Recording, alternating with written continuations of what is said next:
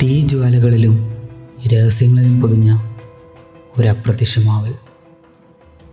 5 കുട്ടികൾ ഒരു വീടിന് തീ പിടിച്ച് അപ്രത്യക്ഷരായി.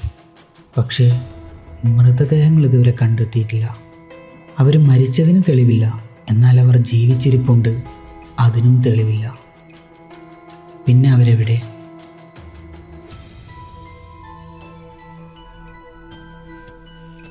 ആയിരത്തി 1945 ക്രിസ്മസ് രാവിൽ വെസ്റ്റ് വിർജീനിയയിലെ ഫൈറ്റ് വില്ലയിലുള്ള സോഡർ കുടുംബ വീട്ടിൽ ഒരു ദുരന്തമുണ്ടായി. ഒരു നിഗൂഢമായ തീ അവരുടെ വീടിനെ വിഴുങ്ങി. ഒരു വീടിന് തീ പിടിച്ചത് ഉടൻ തന്നെ അമേരിക്കൻ ചരിത്രത്തിലെ പരിഹരിക്കപ്പെടാനാവാത്ത കേസുകളിൽ ഒന്നായി മാറി. കാരണം അവശിഷ്ടങ്ങളൊന്നും ഇതുവരെ കണ്ടെത്തിയിട്ടില്ല. ഇറ്റാലിയൻ കുടിയേറ്റക്കാരായ ജോർജും ജെന്നി സോഡറും അവരുടെ 10 കുട്ടികളോടൊപ്പം സന്തോഷമായി കഴിയുകയായിരുന്നു. ഡിസംബർ 24 രാത്രി ക്രിസ്മസ് ആഘോഷങ്ങളെല്ലാം കഴിഞ്ഞ് അവർ ഉറങ്ങുകയായിരുന്നു. പുലർച്ചെ 1 മണിക്ക് ശേഷം വീട്ടിൽ തീ പടർന്നു. ജോർജ്, ജെന്നി, 5 കുട്ടികൾ എന്നിവർ രക്ഷപ്പെട്ടു. ശേഷിക്കുന്ന 5 കുട്ടികളായ Maurice, Martha, Louis, Jenny, Betty എന്നിവർ മുകളിലത്തെ നിലയിലായിരുന്നു. കുട്ടികളെ രക്ഷിക്കാൻ ജോർജ് തീവ്രമായി ശ്രമിച്ചു. അതിനിടയിൽ ജോർജ് ഒരു ജനൽ തകർത്ത് മുകളിലത്തെ നിലയിലെ ജനാലകളിലെത്താൻ ശ്രമിച്ചു. അതിനായി ഒരു കോണി ആവശ്യമുണ്ട്. എന്നാൽ സാധാരണയായി വീടിനോട് ചാരിയിരുന്ന കോണി അന്ന് അപ്രത്യക്ഷമായി. മുകളിലത്തെ നിലയിലേക്ക് കയറാൻ അയാളുടെ ട്രക്കുകൾ ഉപയോഗിക്കാൻ ശ്രമിച്ചു.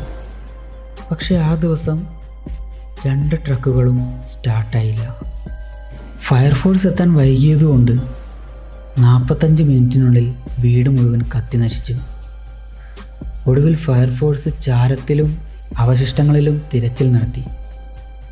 ഞെട്ടിപ്പിക്കുന്ന കാര്യം എന്തെന്നാൽ മുകളിലത്തെ നിലയിലുണ്ടായിരുന്ന 5 കുട്ടികളുടെ അസ്ഥികളോ പല്ലുകളോ അവശിഷ്ടങ്ങളോ കണ്ടെത്താനായില്ല. അസ്ഥികൾ വരെ കത്തിക്കരിഞ്ഞ് പോകാൻ തക്ക ചൂടായിരുന്നു എന്ന് അധികാരികൾ നിഗമനം ചെയ്തു. എന്നാൽ പിന്നീട് അത് സാധ്യമല്ലെന്ന് വിദഗ്ധർ വാദിച്ചു.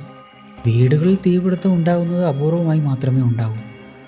പ്രത്യേകിച്ച് ഇത്രയും കുറഞ്ഞ സമയത്തിനുള്ളിൽ മനുഷ്യാസ്ഥികൾ പൂർണ്ണമായി നശിപ്പിക്കാൻ കഴിയില്ല.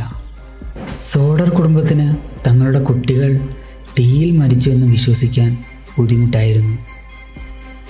കാരണം അവർക്ക് സംശയിക്കാൻ കാരണങ്ങളുണ്ടായിരുന്നു. തീ ആരംഭിക്കുന്നതിന് മുമ്പ് ഫോൺ ലൈനുകൾ വിച്ഛേദിക്കപ്പെട്ടിരുന്നു. ഇലക്ട്രിക്കൽ ഫ്യൂസ് ബോക്സുകളെക്കുറിച്ച് അന്വേഷിക്കാൻ ഒരപരിചിതൻ മുമ്പ് വീട് സന്ദർശിച്ചിരുന്നു. തീ കത്തിക്കൊണ്ടിരിക്കുമ്പോൾ കാണാതായ കുട്ടികൾ കാറിൻ്റെ ജനാലയിലൂടെ പുറത്തേക്ക് നോക്കുന്നത് ഒരു സ്ത്രീ കണ്ടെന്ന് പറയുന്നു. തീപിടുത്തത്തിന് കുറച്ച് ദിവസങ്ങൾക്ക് ശേഷം ചാൾസ്റ്റണിലെ ഒരു മോട്ടൽ ഉടമ 4 കുട്ടികളും 2 പുരുഷന്മാരും 2 സ്ത്രീകളുമൊത്ത് ഇവിടെ വന്നതായി കണ്ടു എന്ന് പറഞ്ഞു. പതിറ്റാണ്ടുകളായിട്ടും സോഡർ കുടുംബം ഒരിക്കലും തിരച്ചിൽ നിർത്തിയില്ല. കുട്ടികളുടെ ചിത്രങ്ങൾ ഉൾക്കൊള്ളുന്ന ഒരു ബിൽ ബോർഡ് അവർ റൂട്ട് 16 സ്ഥാപിച്ചു. വിവരങ്ങൾക്ക് പ്രതിഫലം വാഗ്ദാനം ചെയ്തു. ഇതൊരു പ്രാദേശിക ലാൻഡ്മാർക്കായി മാറി. ഹൃദയഭേദകത്തിൻ്റെയും ദൃഢനിശ്ചയത്തിൻ്റെയും പ്രതീകമായി.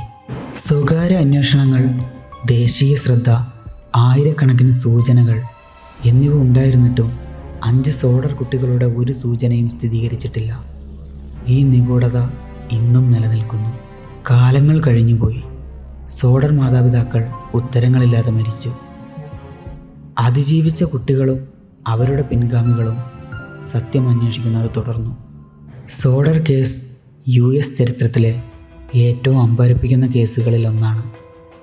കുട്ടികളെ അപ്രത്യക്ഷമായതിനാൽ മാത്രമല്ല, ഓരോ സൂചനയും ഉത്തരങ്ങളെക്കാൾ കൂടുതൽ ചോദ്യങ്ങൾ ഉയർത്തുന്നതിനാൽ. അതൊരു ദാരുണമായ അപകടമായിരുന്നു, അതോ ഒരു തട്ടിക്കൊണ്ടുപോകലിന് അനുയോജ്യമായ മറയാണോ? കൃത്യമായ തെളിവുകൾ പുറത്തു വരുന്നതുവരെ സോഡർ കുട്ടികളുടെ കഥ ഒരു തുടർന്ന മുറിവായി തുടരുന്നു. അമേരിക്കൻ നാടോടി കഥകളിൽ പതിഞ്ഞ ഒരു ഇരുണ്ട ക്രിസ്മസ് നിഗൂഢത.